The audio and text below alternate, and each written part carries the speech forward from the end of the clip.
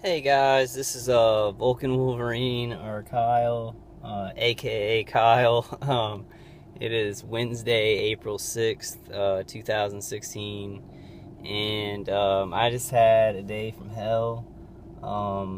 We had a board meeting, at the charity I work for, and the vehicular stalking, they beefed it up just into an incredible amount. I had to go run a bunch of errands in the morning, and I couldn't really take my camera out because I was like going. I had to get a bunch of stuff ready. There's a one light. I want to do it with my face. Like, I'm at a good intersection where there are going to be a lot of one light cars. There's a taxi cab that just passed. They did a new thing, but I wanted to show you all the marks on my face up here and then right here. I actually got a really severe burn mark, and then here. So they hit my face a lot last night, and they knew that it was a very important board meeting. There's a one light white van. I don't know if I'm catching this because I'm turning the camera around, but I wanted to show my face, the marks on my face, the red right here and up here where they hit me. Here, it like happened 2 days ago, and it's kind of gotten, it's just been irritated. And then a mark right here, which actually, no, that's not a mark, that's a zit, I think. But this right here and this up here are from the burns. And so, like, it was an important meeting. Like, I didn't even know I was gonna have to, present like a couple of things, and it just really didn't do good because they were hitting me with V2K and remote neural monitoring, and the ELF during the meeting. So there's a lot of people there. It's all the people that are gonna do this event, and I was very nervous. It's just a simple thing I had to tell everybody. Good news about how much money we're making, and it's just like I was really nervous. And there's a one light car right there going by. This is a really good spot. I guess I wish I could flip it around. I don't know how to flip it around because I wanted to show my face, like what they had done to my face, and all those marks. But just a day from hell because they knew that it was important to me. Because my mom, she's working so hard, and it's like, I did a bunch of work, and it wasn't that bad, like, overall. But they really, they piled on the caravanning of just cars coming out of the neighborhood. There was a one light car behind me that almost like hit me. They were really going after me because they knew it was an important meeting, and when you're trying to do important stuff, or it's something that you're really working at, they really swarm you, and it really stunk because I do really good work. I write really good grants. I can do the work. So I'm smart and talented in that way. But when you're having a big meeting, it's like all people see is kind of how you present yourself and your confidence.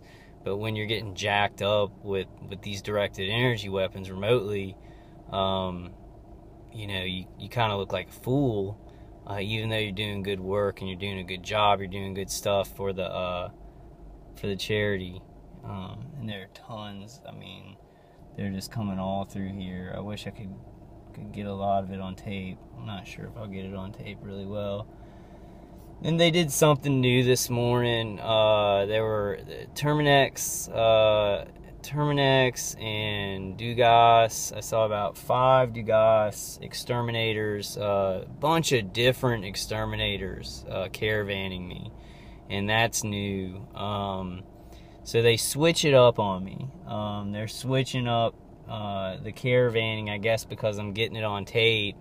So they're taking a different tactic of doing different stuff so that if I report it or show it, it'll kind of just look like different stuff, which is a good tactic by them, I guess. Pure evil Satanists, I guess, are very creative at evil. And the extermination thing, they'll caravan you with exterminators to kind of like laugh in your face like you're a bug or a roach, which I guess is how they kind of see all the, isolated women living alone, when they're, cooking them in their homes and cooking innocent Americans in their homes and people around the world. They see us as vermin, like Nazis, like the Nazis in Germany. And so that was a little bit of a laugh in my face. It was like four different exterminators. It's like Terminex, Dugas, and then another really local one, and then another one I can't remember. But they had switched that up. They never caravan me with those guys, but today they started caravanning me with that. I wish I could have got it on tape, but I was so busy getting ready, for the meeting and stuff like that. And it definitely is an attack on the charity that other people can't see. I mean, it's directed at me, but it does kind of hurt. I mean, it's not I mean, I'm tough enough to where, I get through it and nobody really knows about it. There's a lady with her arm hanging out of the car. I don't know if I can get that. She's kind of fat in a white car with her arm hanging out. I don't know if I got that. It's hard to turn the camera around. I might do another video on the drive home, but I really wanted to show this because they really marked me up. And it wasn't that bad like 2 days ago, but it kind of just became like a hole in my skin. And then up here, I always have redness. I never really showed that on the videos, like over here too, they hit me. But I never really show it because it's like, it looks like little blemishes to me. That's what I think people would say it is. But I've seen the marks that other people show. Some of them are very bad. It's like a lot of redness. And like I get like kind of little blemishes and stuff like that. But, man, it was just a really tough day. It was an onslaught, and like 2 helicopters passed over, the charity, the office of the charity I work at, before the meeting. So it's like it's like a military strategic attack on somebody going to do charity work. I got the work done. It wasn't that bad, but it felt bad. Like, from my perspective, it felt like, oh my gosh, like, this sucks. Like, I look like an idiot. Because, it's like their mind they're doing, remote neural monitoring, like, screwing with my mind. While I'm sitting in a group, I have to, it's like a charity for cancer kids, so you've got to be you got to be upbeat. You can't be like this dark guy. Like, what I feel like sometimes, I feel like I have to just, like, totally go stone cold, because if I like, try and keep my regular emotions, I'll just flip out because these people are so evil. So I put on kind of a, I'm gonna get through this. But working with a charity, you don't want to be like that. You want to be yourself. You want to be, like, happy and very up and very proud of what you're doing, because you're helping, cancer kids and stuff like that. You're doing something very good, and you want to be positive about, like, all the good things that this, the charity is doing and making money. So it's hard to balance those two things. It's almost impossible. It rips me in two, which is tough, which is really tough. But my mom, she needs me. She needs me because she's, doing other stuff too. She needs me to, kind of pick up the slack.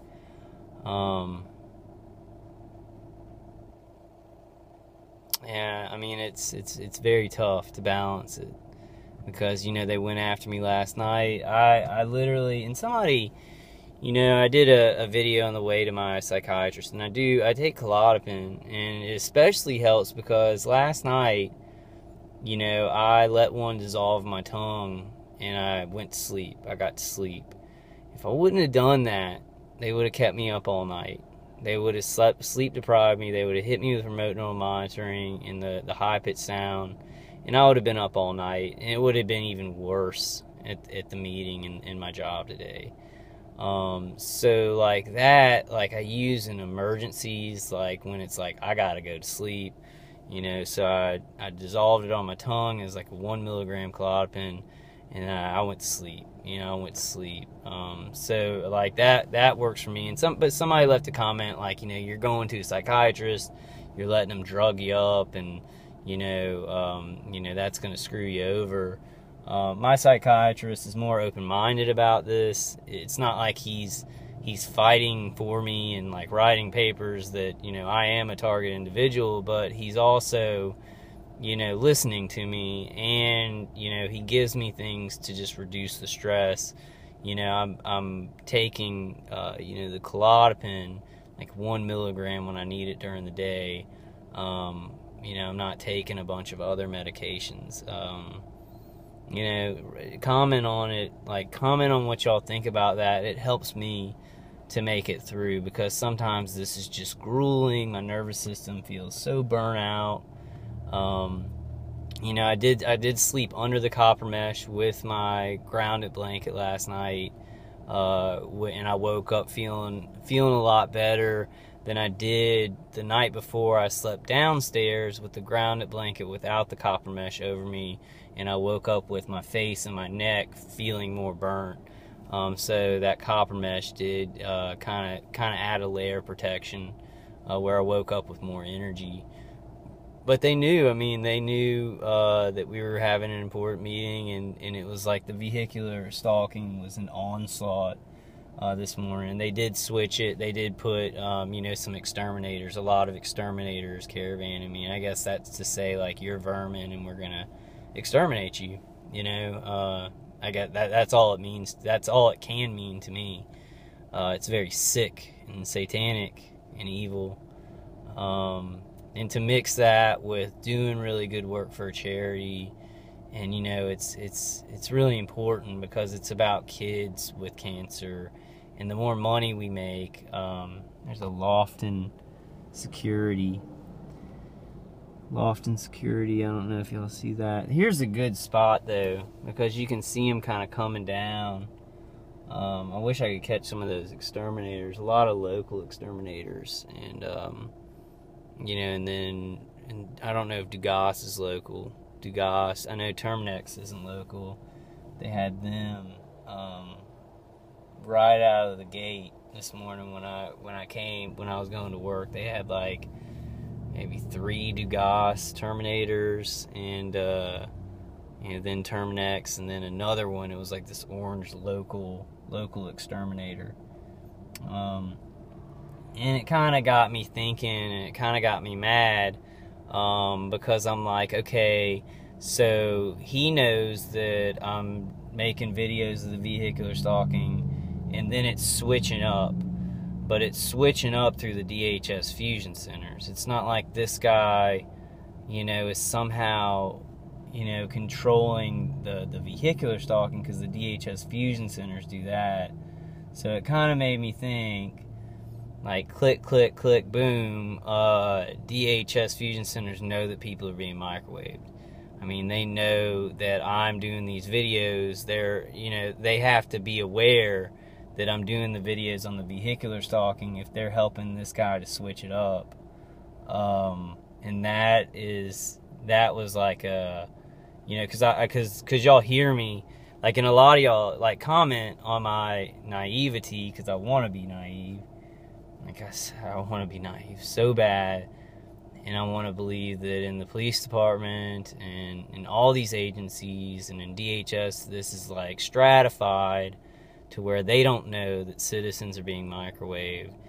And I'm starting to think that, a lot of people in DHS and even in the police department do know that innocent people are being microwaved, and they're going along with it.